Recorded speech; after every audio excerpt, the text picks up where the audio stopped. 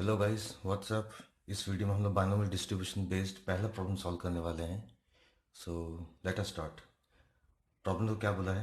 The probability that a pen manufactured by a company will be defective is 1/10। The probability that a pen manufactured by a company will be defective is 1/10। यहाँ पे आपको क्या मिलेगा? Small p की value मिल जाएगी।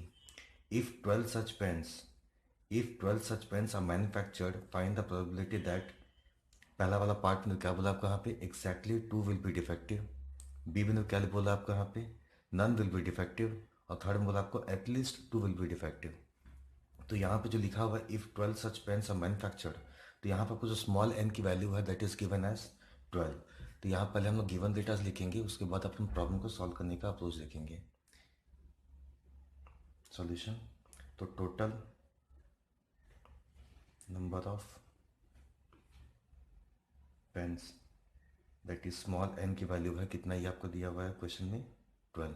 Okay. Probability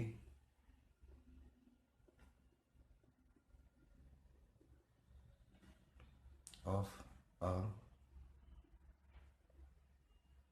defective pen, small p की value हुई है दैट इज 1/10 मीन्स ये अपने क्या होगा? ये 0.1 हो जाएगा। ओके। अब मुझे क्या निकालना है? अगर पी मुझे मिल चुका तो मुझे क्यू मिल जाएगा। ओके। पी अगर डिफेक्टिव पेन होता है, probability of a defective pen, तो क्यू अपना क्या होगा? नॉन डिफेक्टिव पेन हो जाएगा। तो probability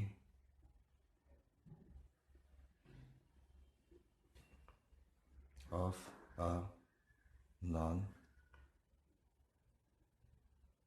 non defective pen, small q क्या होगा अपना? ये 1 माइनस पी हो जाएगा दैट इज इक्वल्स टू 0.9। हम लोग को पता है, क्या बताओ, दैट बाइनोमियल डिस्ट्रीब्यूशन वाले केस में यहाँ पे हम लोग कुछ पढ़े थे, ठीक है, पिछले वीडियो में। तो यहाँ पे हम लोगों ने एक फॉर्मूला देखा था that is p plus q equals to 1। इसी फॉर्मूले को मैं यहाँ पे यूज़ करके क्या निकाला? मैं क्यू निकाला। क्यों? क्योंकि मुझे पी ऑलरेडी पता था यहाँ पे। ओके। ठीक है, आगे बढ़ते हैं। अब मुझे तीनों केसेस में आना है। पहला देखो केस क्या बोला आपको यहाँ पे? Exactly two will be defective. तो यहाँ पर मुझे क्या निकालना बताओ? पहला वाला पार्ट। ओके। पहला वाला पार्ट को अपन सॉल्व करेंगे यहाँ पे एग्जैक्टली। तो यहाँ पे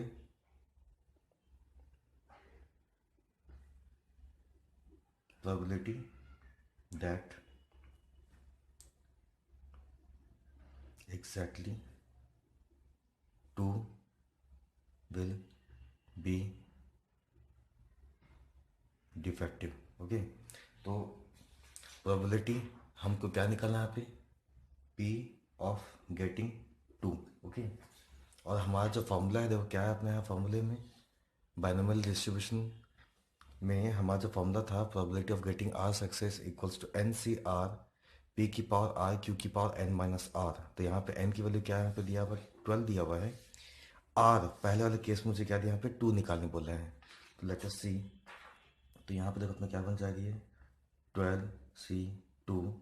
फिर देखो यहाँ पे क्या लिखा है? पी की पावर आर क्यू की power n minus r. P की वैल्यू क्या है? 0.1 दिया हुआ है। और इसके बता पावर में क्या हो जाएगा? यहाँ पे 2 हो जाएगा। और यहाँ पे 0.9 पावर बता, यहाँ पे तुम्हारा क्या आएगा? 12 - 2 आएगा। फाइन। ओके। तो इसको देखो हम क्या लिख सकते हैं? 12 फैक्टोरियल 12 लिखेंगे अपॉन में factorial 2 factorial 12 - 2 that is factorial 10। Okay.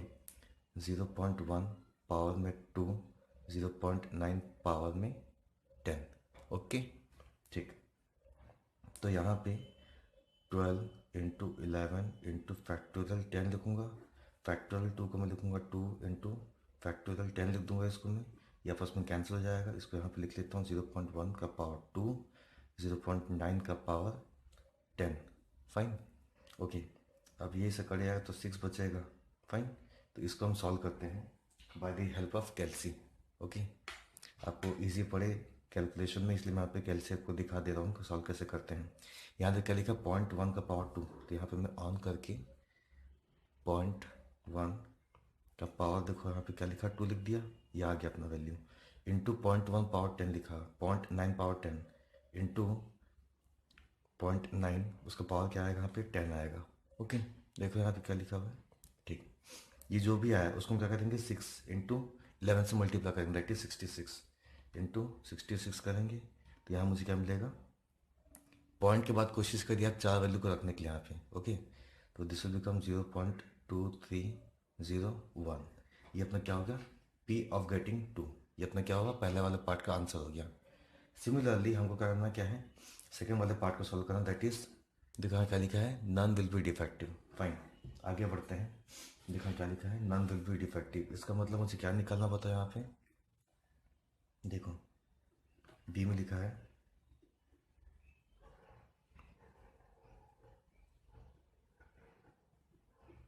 probability that none will be defective। तो यहाँ पे मुझे क्या निकालना है, p of getting 0 which is equals to 12C0, 0.1 power में 0, 0.9 पावर में 12 माइनस 0 दैट इज 12। ओके, ठीक है, अब इसको सॉल्व करते हैं। देखो यहाँ पे मैंने बताया था चीज़, दैट इज NC0 की जो वैल्यू होगी क्या होगी, हमेशा 1 होगी। तो ये अपना क्या होगा, 1 हो जाएगा। ओके, यहाँ पे देखो anything power 0 is also 1। Okay, 0.9 power 12, ठीक है, तो 0.9 पावर में अपना क्या आएगा, 12 आएगा। तो लेट अस सॉल्व दिस, कैलसी आ जाओ। 0.9 पावर में 12 लिखा पे, तो 0.9 पावर में यहाँ पे तुम्हारा क्या आएगा, 12 आएगा।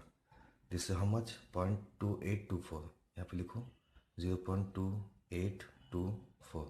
ये अपना क्या हुआ था, सेकंड वाले पार्ट का भी आंसर आ चुका है। अब मुझे करना क्या बताओ, यहाँ पे थर्ड वाले पार्ट को सॉल्व करें, जहाँ पे देखो क्या बोला है, एटलीस्ट 2 विल बी डिफेक्टिव। कम से कम जो 2 है आपको डिफेक्टिव होना चाहिए। टोटल कितने सच पेन्स हैं यहाँ पे आपको दिया हुआ है, 12 सच पेन्स आपको दिया यहाँ पे। टोटल आपको 12 पेन्स हैं, जिसमें से बोल रहा है कि कम से कम 2 डिफेक्टिव होना चाहिए। ओके, तो यहाँ पर देखो ये बहुत ही इंपॉर्टेंट पार्ट है। आपको यहाँ पे फ्रिक्वेंटली 2 चीज़ पूछ सकता है प्रॉब्लम में, एक होता है एटलीस्ट, एक होता है एटमोस्ट। एटलीस्ट का मतलब होता है कम से कम उतना होना ही चाहिए, मतलब 2 से लेकर 12 तक कुछ भी चांसेस हो सकती हैं। लेकिन अगर आपको एटमोस्ट बोलेगा तो एटमोस्ट मतलब क्या, अधिक से अधिक होगा। दैट इज अगर बोला आपको एटमोस्ट 2 विल बी डिफेक्टिव, क्या होगा मतलब आंसर 0 भी हो सकता है, 1 भी हो सकता है, 2 भी हो सकता है।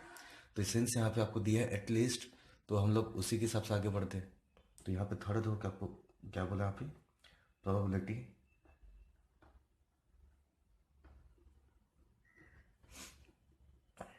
that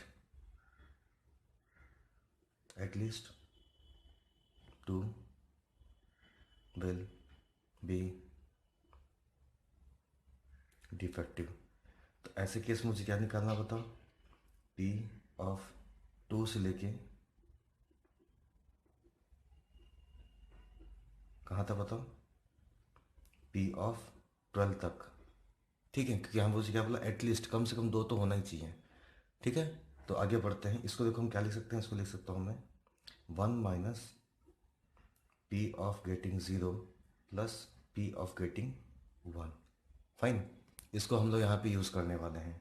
तो P ऑफ गेटिंग 0 मतलब क्या फॉर्मूला लगेगा अपने यहाँ पे, 1 माइनस यहाँ पे तो क्या होगा 12C0, 0.1 पावर में 0, 0.9 पावर में 12 प्लस ये अपना हो गया P ऑफ 0 का केस हो गया। अब मुझे क्या निकालना, P ऑफ 1 का निकालना है। तो यहाँ पर तो क्या होगा, ये 12C1, 0.1 पावर में 1, 0.9 पावर में 12 minus 1 that is 11। Fine, okay, तो यहाँ पे 1 से माइनस करना है मुझे। ठीक है, तो यहाँ पर देखो क्या होगा, ये अपना वैल्यू ऑलरेडी निकाल चुके हैं। ठीक है, देखो ये सारे वैल्यू ऊपर वाले से मैच कर रहे हैं कि नहीं, दैट इज P ऑफ 0। तो ये ऑलरेडी अपन निकाल चुके, दैट इज 0.2824, 2824। फाइन, इसको अपन सॉल्व कर देते हैं एक बार, इसको एक बार अपन सॉल्व कर देते हैं। तो 12C1 देखो क्या होता है फॉर्मूला, 12C1 का मतलब क्या होगा, NC1 का क्या होता है, N होता है कि नहीं यहाँ पे, तो ये अपना क्या होगा 12 हो जाएगा। ओके, 0.1 पावर में 1, 0.9 पावर में 11। एक और स्टेप लेते हैं, इसको सॉल्व कर लेते हैं। 1 माइनस 0.2824 प्लस इसको सॉल्व करते हैं, देखते कितना आता है ये। देखो यहाँ पे लिखा है 0.1 पावर में n, 0.9 पावर में 11, तो 0.9 पावर में 11 देखते हैं पहले। ये अपना आ गया इंटू 0.1 हो गया ये इंटू 12 देखो कितना आया, something like this. Okay, 3.0.3766। Okay, अब इसको उससे ऐड कर लेंगे और फाइनली हम लोग उसको 1 से माइनस कर लेंगे। तो प्लस करूँगा मैं 0.2824 ऐड कर लिया। अब उसको करना क्या, मुझे 1 से माइनस करना, तो 1 माइनस आंसर कितना है देखो यहाँ पे आपका 0.3410, और ये अपने क्या फाइनल आंसर हो जाएगा। आई होप आपको वीडियो पसंद आया होगा। Thank you for watching this video. Thank you.